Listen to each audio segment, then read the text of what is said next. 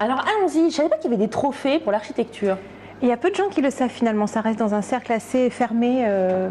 Étant architecte, forcément, je me tiens au courant de tout ça, mais je pense que tout le monde connaît les Césars, bien sûr, qui récompensent les meilleurs films français ou étrangers. On connaît aussi, par exemple, le prix Goncourt, qui récompense, je vais y arriver, les meilleurs romans, etc.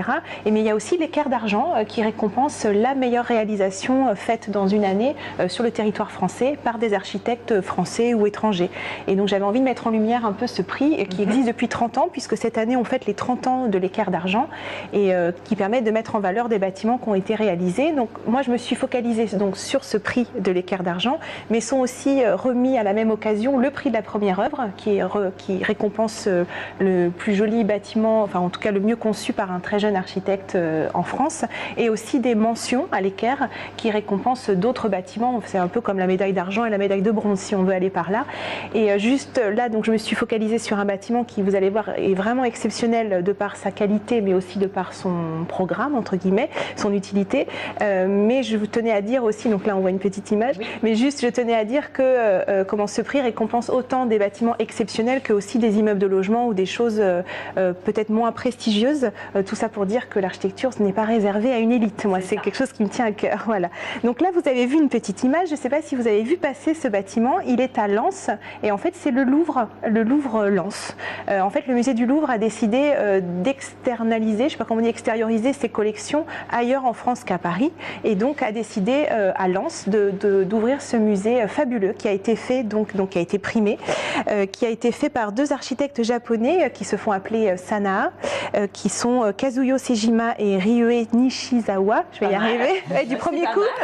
Je suis admirative avec le nombre de fois où je me Et donc on les voit en photo ici, ils sont assez jeunes et en fait ce sont un peu des stars dans le milieu de l'architecture parce qu'ils ont eu le prix de Prize, qui est un peu l'équivalent du prix Nobel d'architecture. Donc vraiment, ce sont des grosses pointures qui se sont attaquées à ce bâtiment. Et donc, ce bâtiment a été fait à Lens, dans un site très ingrat, puisque c'est dans le bassin minier, donc en plein dans un terrain ravagé par l'exploitation des sols. Donc là, on voit une vue aérienne, par exemple, du musée. Donc c'est un mastodonte, c'est 30 000 mètres carrés sur 20 hectares. C'est gigantesque et c'est là la prouesse des architectes, c'est-à-dire qu'ils ont vraiment décidé de travailler à partir du site. Ils ont été très émus par la lumière, par exemple. Enfin, il y a une vraie réflexion autour de la qualité de la lumière. Et donc, par exemple, on voit sur ces images la salle d'exposition principale. Ils ont choisi, contrairement au Louvre à Paris, où c'est plein de petites salles en fonction de l'époque, en fonction des types d'œuvres, etc. Là, tout est d'un seul tenant. Donc, c'est une gigantesque salle où les visiteurs se promènent d'une œuvre à l'autre. Ils peuvent choisir d'aller dans l'ordre chronologique ou pas. Enfin, c'est absolument magnifique. On peut s'attarder sur deux détails, parce que moi, je pourrais en parler des heures.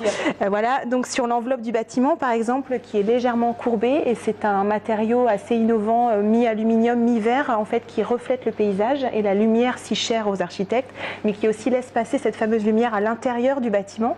Donc ça donne quelque chose de très évanescent, très léger, et qui aussi à l'intérieur permet de mettre en valeur les œuvres d'une manière incroyable. Il y a tout un travail sur, par exemple, la finesse des poutres. Entre chaque poutre, la lumière naturelle filtre pour éclairer les œuvres. Enfin, je vous engage vraiment à y aller, c'est absolument magnifique. Est-ce que j'ai le temps de m'attarder un petit peu ou pas trop? Voilà, comme ça c'est fait. Vous m'avez pas mais si, mais bon, je tente à chaque fois.